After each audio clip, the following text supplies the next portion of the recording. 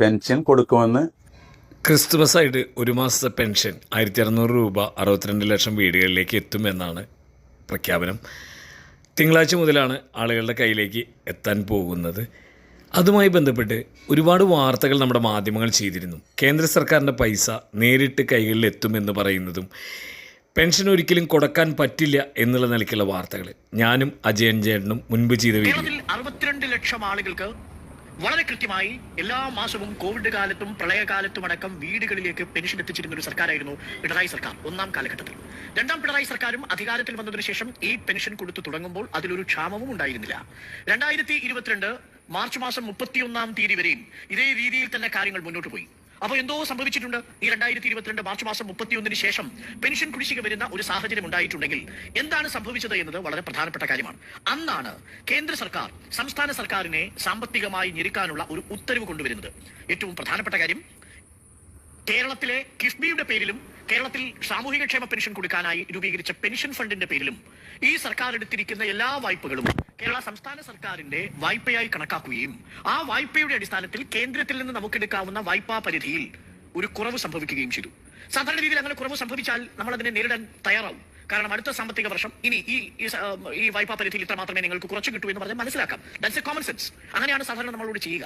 പക്ഷേ ഇവിടെ നോക്കണം, കേന്ദ്ര സർക്കാർ ഇറക്കിയ ഉത്തരവ് പ്രകാരം അടുത്ത സാമ്പത്തിക വർഷം നിങ്ങൾക്ക് ഉള്ള വായ്പാ പരിധിയിലെ കുറവ് എന്നതല്ല ഇവിടെ വരുത്തിയിരിക്കുന്നത്. പകരം 2016 മുതൽ മുൻകാല പ്രാബല്യത്തോടു കൂടി അത് നിങ്ങളുടെ ബാധ്യതയായിട്ട് കണക്കാക്കുമെന്ന് വിചിത്രമായ ഒരു ഉത്തരവിറക്കി. പ്രിയപ്പെട്ട പ്രേക്ഷകരെ, നിങ്ങൾ ഓർമ്മിക്കണം, അതുവരെയും ഈ സംസ്ഥാനത്ത് സാമൂഹികക്ഷേമ പെൻഷൻ കുടിശ്ശികയില്ല എന്നതാണ് ഏറ്റവും പ്രധാനപ്പെട്ട കാര്യം. ഈ വസ്തുത നമ്മൾ പറഞ്ഞു തന്നെ പോകണം.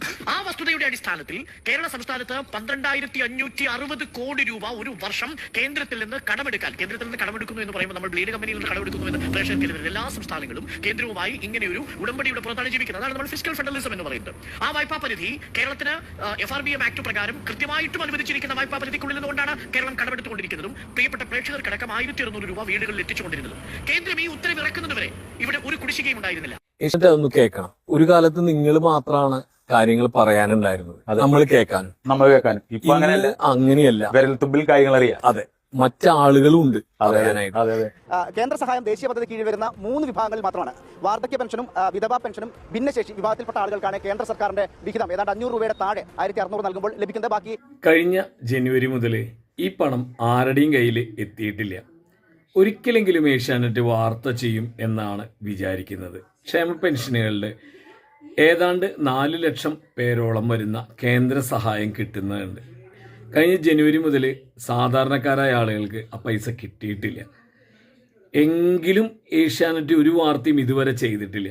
കേരളത്തിന് പെൻഷൻ കൊടുക്കാൻ പറ്റാതാവുമ്പോൾ സാധാരണക്കാരെ ബുദ്ധിമുട്ട് പറയുന്ന ഏഷ്യാനെറ്റ് ഈ കിട്ടുന്ന പെൻഷനിൽ നിന്ന് ഒരു 4 ലക്ഷത്തോളം പേർക്ക് കിട്ടാതെ പോകുന്ന ചെറിയ പൈസയെക്കുറിച്ച്, അത് നേരിട്ട് അവരുടെ കൈകളിലേക്ക് ഗ്യാസ് സബ്സിഡി പോലെ എത്തിച്ചു കൊടുക്കുമെന്നുള്ള വീരവാദത്തെക്കുറിച്ച് ഒന്ന് പറയേണ്ടതല്ലേ? അത് പറയൂ.